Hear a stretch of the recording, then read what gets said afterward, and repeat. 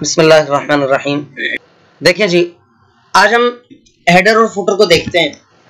जो MS Excel में header और फुटर है, ये वर्ड के हेडर और फुटर से इसकी सेटिंग थोड़ी सी चेंज है। तो लेट्स सी। जब आप इसमें हेडर और फुटर पे क्लिक करते हैं तो इसका लेआउट चेंज हो जाता है। ठीक है, यहां पर आपको वो हेडर और फुटर की जगह दे रहा है। आप हेडर और फुटर यहां पर इंसर्ट कर सकते हैं। मिसाल के तौर पर मैं यहां पर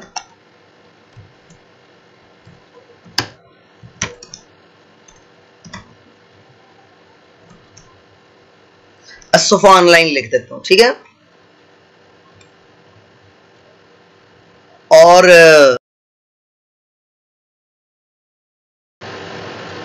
फुटर में चले, फुटर को फिलहाल रहने दें। उसके बाद इसका जो ये नॉर्मल लेआउट है, इस पे मैं क्लिक कर देता हूं। ये पेज लेआउट व्यू है, इसमें हर एक पेज अलग अलग दिखता है और हेडर और फुटर भी आपको दिखते हैं। ठीक है, तो ये पेज लेआउट व्यू है, ये पेज ब्रेक विद प्रीव्यू है, और ये है नॉर्मल लेआउट। आमतौर पर जो आप काम करते हैं वो नॉर्मल लेआउट में करते हैं। मैंने आपको कहा था ना, बताया था कि दोनों जो वो हैं वर्ड और एक्सेल में हेडर फुटर की थोड़ी सी सेटिंग चेंज है। वर्ड में जब आप हेडर लगाते थे तो वह आपको काम के दौरान हेडर नजर आ रहा होता था। यहाँ पर जब आप हेडर लगाते हैं तो नॉर्मल लेआउट व्यू में आपको हेडर नजर नहीं आता। ठीक है, अब ये हेडर हमें पता कैसे चलेगा कि हेडर लगा हुआ है या नहीं लगा हुआ? आप कंट्रोल F2 प्रेस करें, यहाँ पर आ जाएगा, ये देखें। ठीक है, इस पर क्लिक कर दें, थोड़ा सा बड़ा हो जाएगा व्यू इसका। ये देखें, असफा ऑनलाइन। अगर ये 2 पेजेस होंगे तो दूसरे पेज के भी टॉप पे आपको दिखेगा। देखिए,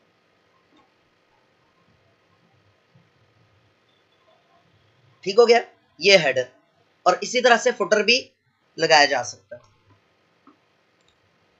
तो मामूली से इसका और वर्ड का फर्क था। बहरहाल वो भी हमने पढ़ लिया। हाइपरलिंक हमने पहले ही पढ़ लिया हुआ है। इसमें चार्ट्स या ग्राफ्स भी बहुत इंपॉर्टेंट टॉपिक होता है, लेकिन वो इंशाल्लाह ताला बाद में हम पढ़ेंगे। पेज लेआउट व्यू पे आ जाए। पेज लेआउट टैब में ये जो मार्जिन हैं, इनकी सेटिंग्स आप पहले ही बहुत अच्छे तरीके से कर चुके हैं। हाँ, वर्ड में और एक्सेल में ये फर्क है कि वर्ड में आप मार्जिन को रूलर के जरिए भी कंट्रोल कर सकते हैं, जबकि एक्सेल में रूलर नहीं होता। ठीक है, यहाँ पर आपको या तो यहीं पर मार्जिन आपको देने, और या फिर कस्टम मार्जिन में जाकर यहाँ पर पॉइंट्स की शक्ल में भी आप मार्जिन दे सकते हैं। और ये क्या है? Centre on page. पूरे पेज पे जितना भी मवाद हो, जितना भी प्रिंटेबल मवाद मौजूद हो, प्रिंटेबल मटेरियल, उसको आप पेज के बिल्कुल सेंटर में प्रिंट करना चाहें तो इन दोनों चेक बॉक्सेस को चेक किया जा सकता है। अगर आप हॉरिजॉन्टली को चेक करेंगे तो दाएं से बाएं आपका डाटा परफेक्टली सेंटर में होगा।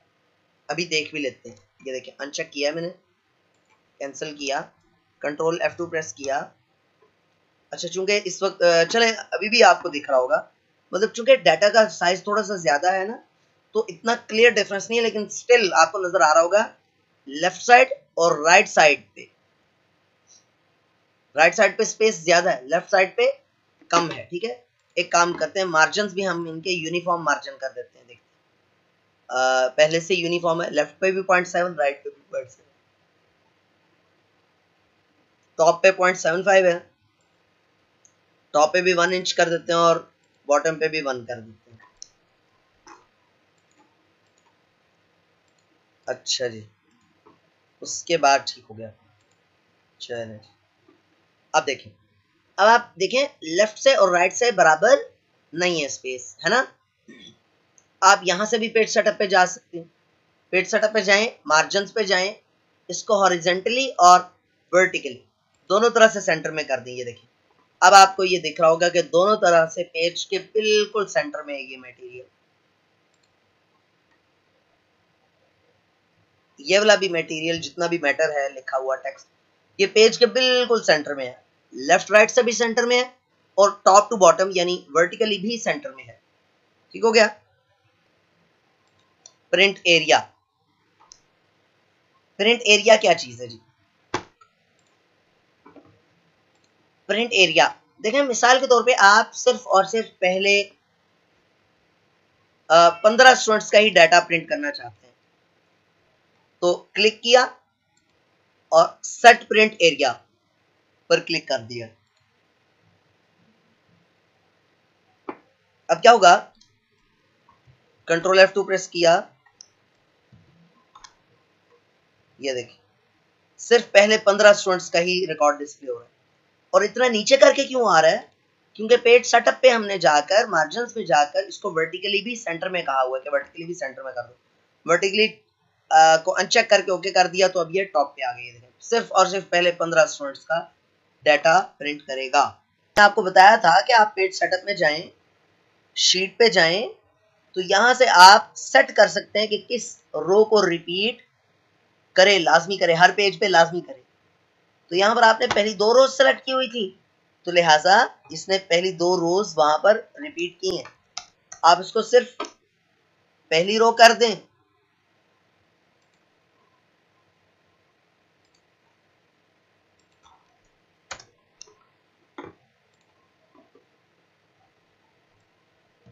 अब क्या होगा, अब सिर्फ पहली रो रिपीट हो रही है, ठीक है। और 11 से 20 तक वही जो मैंने प्रिंट एरिया सेट किया हुआ। और अगर आप यहां से जाकर इसको बिल्कुल ही मिटा देते हैं, तो ये वाली रो उसमें ऐड नहीं होगी। ये मिटा दिया, ओके। अब कंट्रोल F2 प्रेस करके देखें, अब हेडिंग्स नहीं आएंगी, देखें हेडिंग्स नहीं आ रही, ठीक है। तो ये थी। उसके अलावा बैकग्राउंड पे आ जाए, तो जिस तरह हम वहां पर एक उसके तौर पे क्या उसको कहते हैं, वर्ड में बैकग्राउंड लगा सकते थे, यहाँ पर भी आप बैकग्राउंड लगा सकते हैं फ्रॉम अ फाइल।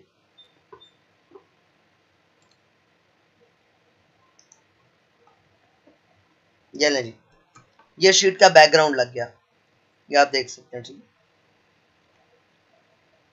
वो बहुत बड़ा इमेज है चूंकि, ये देखिए, ये देखिए, ये असुफा ऑनलाइन, ठीक।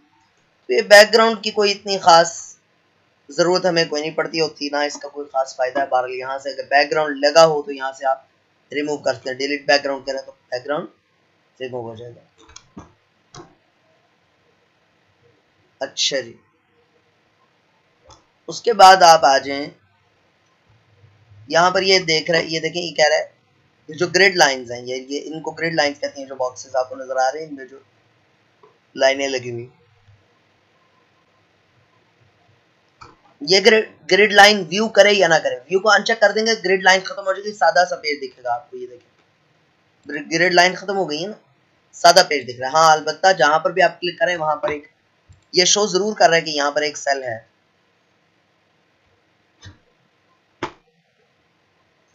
बहरहाल, और अगर आप व्यू पे टिक करके इसको भी चेक कर देते हैं, अब ये प्रिंट में भी आएंगी। देखिए ये प्रिंट प्रीव्यू में डिस्प्ले नहीं कर रहा, लेकिन अगर आप इसको प्रिंट करेंगे तो उसमें आपको ग्रिड लाइंस प्रिंट होंगी, ठीक है, क्योंकि मैंने इसको कह दिया कि ये प्रिंट भी करे, ग्रिड लाइंस को प्रिंट भी करे, ठीक है। रिमूव डुप्लीकेट्स बहुत मजे का ऑप्शन है। बात ये होता है कि आपका गलती से डाटा 2 मरतबा एंटर हो जाता है, ठीक है, और आप उसको रिमूव करना चाहते हैं। जैसे यहाँ पर एक नाम था ना जो रिपीट हो रहा था, तो मैंने वो कंडीशनल फॉर्मेटिंग के जरिए देख लिया था। कैसे देखेंगे डुप्लीकेट कोई चीज हो रही है नहीं हो रही, तो कैसे देखेंगे आप, यहाँ पे जाएंगे, हाईलाइट सेल्स रूल्स में जाएंगे और डुप्लीकेट वैल्यूज पे जाएंगे, ठीक है। यहाँ पर आप सेट कर लेंगे अपनी मर्जी की कलर स्कीम सेलेक्ट कर लेंगे, तो light red fill with dark red text, okay कर दें। ये देखें इसने दिखा दिया कि अस्मा बतूल एक स्टूडेंट है, ये रिपीट हो रहा है, ये नाम कहाँ पर, ये देखें ये अस्मा बतूल, 2 दफा अस्मा बतूल आ रहा है। अच्छा फर्ज कर लेते हैं कि अस्मा बतूल जो है वो एक ही स्टूडेंट है और इसका नाम गलती से 2 मरतबा आ गया। अब इसकी इम्प्लीमेंटेशन बहुत जगहों पे हो सकती है, बहुत सारे इसके सिनेरियोज बन सकते हैं। मिसाल के तौर पे आपने अपने कॉन्टैक्ट नंबर्स उसकी VCF फाइल बनाई और कंप्यूटर में ट्रांसफर की और उसको एक्सेल में खोला। जब आप एक्सेल में खोलते हैं तो उसमें जो डुप्लीकेट नंबर्स हैं उनको आप रिमूव करना चाहते हैं, डिलीट करना चाहते हैं, या कहीं भी आपने डाटा डुप्लीकेट डाटा रिमूव करना है।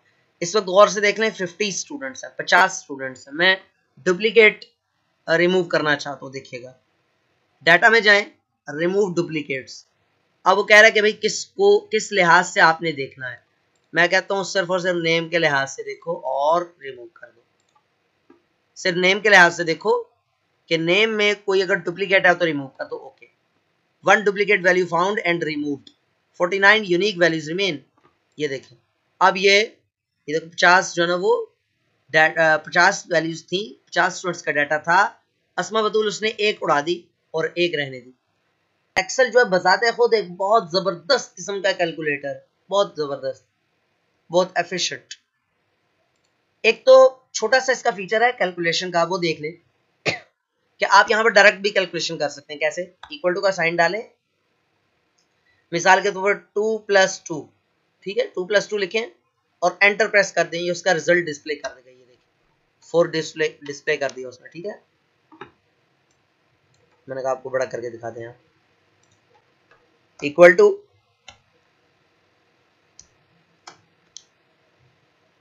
1 सेकंड में आंसर बताएगा। और जब आप इस पर क्लिक करेंगे तो इस सेल के जो असल कंटेंट्स हैं जो इसमें आपने लिखा था वो यहां पर फॉर्मूला बार में आपको डिस्प्ले हो रहे होंगे। ठीक हो गया?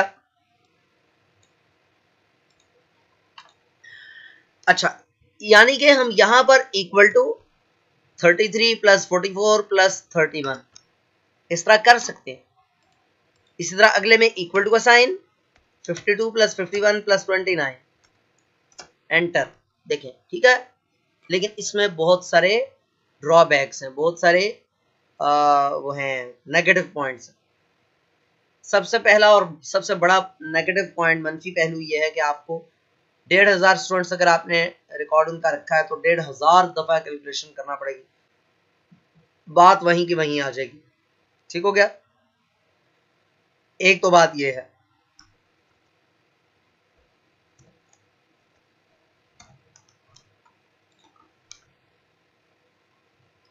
दूसरी बात यह है कि अगर मैथ के मार्क्स गलती से 33 लाख के हकीकत में थे 43, जब मैं इसको ठीक करूंगा 43 करूंगा तो अब क्या होगा? 108 चेंज हुआ? नहीं हुआ। चेंज होना चाहिए था लेकिन हुआ नहीं। क्यों? क्योंकि मैंने इस सेल में तो इन 3 वैल्यूज को प्लस किया था, है ना, ये 3 वैल्यूज हैं, ये उसको मैंने ये तो नहीं कहा था कि भाई आप मैथ वाले के मार्क्स प्लस करो और कंप्यूटर वाले सेल के मार्क्स प्लस करो और फिजिक्स वाले सेल के मार्क्स प्लस करो। मैंने ये तो नहीं कहा था, मैंने तो उसको वैल्यूज दे दी थी, है ना। तो ज्यादा बेहतर अंदाज नहीं है ये कैलकुलेशन के लिए, अच्छा तरीका नहीं है।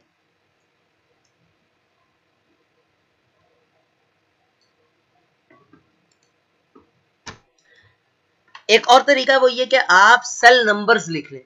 अच्छा भैया, अब अगर जब क्लास खत्म होगी तो बस हम दोबारा ज्वाइन नहीं करेंगे, ठीक है, बस क्लास खत्म हो जाएगी तो कल से इंशाल्लाह यहीं से शुरू करेंगे कल।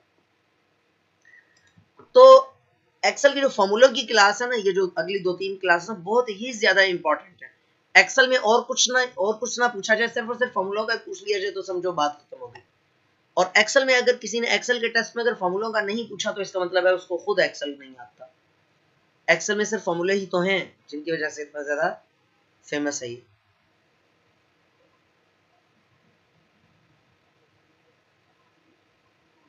इक्वल टू का साइन, आप बजाय वैल्यू लिखने के उस सेल का एड्रेस लिख दो। और एड्रेस लिखने का मैंने आपको बताया था, एड्रेस किसी भी सेल का कैसे बनता है, column heading plus row number. इसकी कॉलम हेडिंग है F और रो नंबर है 2, तो F2 इसका सेल एड्रेस। अब इसके भी 2 तरीके हैं। एक तो तरीका है कि F2 आप लिख लो, टाइप कर लो प्लस। दूसरा तरीका यह है कि आप जिस सेल को आप यहां पर रेफर करना चाह रहे हो उसके ऊपर क्लिक कर दो, वो खुद ब खुद उसका सेल एड्रेस लिख देगा प्लस।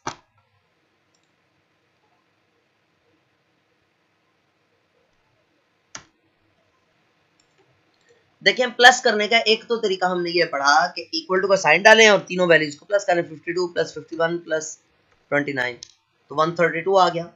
लेकिन ये इतना अच्छा तरीका नहीं है, इसके ड्रॉबैक्स हैं, इसके मनफी पहलू हैं या नुकसान हैं इसके। दूसरा तरीका जो निस्बतन बेहतर तरीका है वो ये कि आप इक्वल टू का साइन डालें और उन सेल एड्रेस को लिखें जिनको आपने प्लस करना है। तो उसके भी आगे से दो तरीके हैं। एक तो तरीका ये आप जस्ट क्लिक कर दें तो वो सेल एड्रेस ऑटोमेटिकली लिख देगा प्लस दिस। एक तो तरीका ये है। दूसरा तरीका ये कि आप मैन्युअली टाइप करें F4 plus G4 plus H4, automatically वो हाईलाइट भी कर रही, देख सकते हैं आप। ठीक है, एंटर प्रेस कर दें तब भी वही आ रहा है। तो बेहतर तो तरीका यह है कि आसान मेथड यह है कि इक्वल टू का sign this plus this, enter. अच्छा, ये है फॉर्मूले। इस तरह का कोई सा भी फॉर्मूला आप बना सकते हैं। मिसाल के तौर पे दिस प्लस, अच्छा जस्ट जो कीबोर्ड की कीज हैं, एरो कीज हैं, उनकी मदद से भी आप मूव करवा सकते हैं। ठीक है, उनकी मदद से आप मूव करवाएंगे ना जब सेल को, एक्टिव सेल को, तो उस वक्त उसका जो एड्रेस है वो फॉर्मूले के अंदर लिखा जाएगा ऑटोमेटिकली। ये देखिए, ये समझ आ रही बात। प्लस, या फर्ज कर लें इन दोनों के एडिशन में से फिजिक्स के मार्क्स गायब करने, आपने एक नया फॉर्मूला बनाया अब ये भी मैंने, कि maths plus computer marks minus physics के मार्क्स, तो उस वक्त प्लस करें तो इतने आते हैं इक्वल।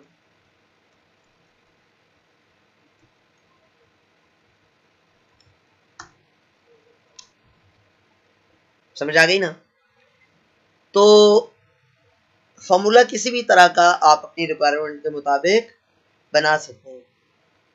और कुछ फॉर्मूले एक्सेल वालों ने, एक्सेल के बनाने वाले ने पहले से ही बनाकर इसके अंदर रख दिए, और आपको उन फॉर्मूलों क्या कहते हैं, उन फॉर्मूलों का तरीका याद रखने की जरूरत नहीं है। आप जस्ट उसके ऊपर क्लिक करते हो तो फॉर्मूला ऑटोमेटिकली अप्लाई हो जाता है। एक्सेल ने जब फॉर्मूलों को यहां पर बिल्ट इन स्टोर किया तो उनको कहा फंक्शंस है। क्या है? फंक्शंस। तो अब हम फंक्शंस के बारे में पढ़ने लगे। कुछ फॉर्मूले एक्सेल के बनाने वाले ने बनाकर एक्सेल में पहले से सेव कर दिए, और ये कहा है कि आपको फॉर्मूले याद रखने की जरूरत नहीं है। आप जस्ट फलां जगह क्लिक करो तो फॉर्मूला ऑटोमेटिकली अप्लाई हो जाएगा। उसको कहते हैं, जो सेव्ड फॉर्मूला है इसके अंदर, एक्सेल के अंदर, उसको कहते हैं फंक्शन। क्या कहते हैं? फंक्शन। तो फंक्शंस पढ़ने लगे हैं। असल हमारा टॉपिक वही है। उन्हीं को उर्फे आम में फॉर्मूलाज कहा जाता है। उन्हीं फंक्शंस को ही फॉर्मूले कहा जाता है। ठीक है, सबसे पहले इनका देखें। परसेंटेज फाइंड करने के लिए आपके पास वो वैल्यू होनी चाहिए जिसकी परसेंटेज फाइंड करनी है, और जिस में से फाइंड करनी है वो भी होनी चाहिए, है ना। तो फर्ज कर लेते हैं कि इनके टोटल मार्क्स 75 75 75 है, या चले सीधा सीधा हिसाब करते हैं 300 है, 300। इनमें मार्क्स कितने इन तीनों सब्जेक्ट्स के? 300। अब इनको प्लस करते हैं, दिस प्लस दिस। ठीक है, यहां पर हेडिंग देते हैं हम परसेंटेज। परसेंटेज का फॉर्मूला क्या है देखिएगा। फॉर्मूला एक और हम बना रहे हैं, इससे फॉर्मूला बनाना भी आप सीख जाएंगे। ऑब्टेन्ड मार्क्स यानी कि हासिल करदा number divided by total number. Total number है फर्ज करें 300 ज़रबे 100। ये लो जी परसेंटेज आ गई। ठीक है, अच्छा फॉर्मूले में या फंक्शन में एक बड़ी खूबसूरत बात है, वो ये कि आपने यहां पर फॉर्मूला क्या लगाया, डबल क्लिक करेंगे, देखें दिस प्लस दिस, है ना। आप जस्ट इसको ड्रैग कर लें या डबल क्लिक कर लें। ये 50 के 50 स्टूडेंट्स के तमाम सब्जेक्ट्स के मार्क्स टोटल करके उसने आपको दे दिए।